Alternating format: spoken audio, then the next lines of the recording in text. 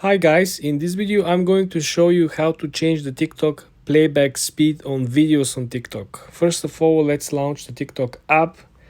Then let's take the first video that we're gonna get recommended for. You hold your finger in the middle of the screen until you have this menu pop up. Then you can scroll left and right depending on the version that you have. Then you have this option over here, playback speed.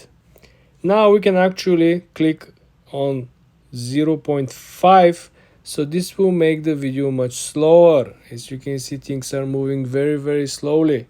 Then I hold again and then click on the playback speed. Remember, to launch this menu you have to press in the middle of the screen while the video is playing. Then you're gonna get this menu. Let's try the other side of the equation. Let's press the double X speed. Now we're looking. Things are moving very fast. Things are simply elevating, and you can probably watch much faster as long as you don't have to listen, I presume. Again, how are we gonna stop this?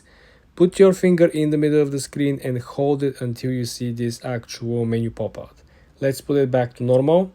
And essentially that's it, guys. Subscribe and come back for more.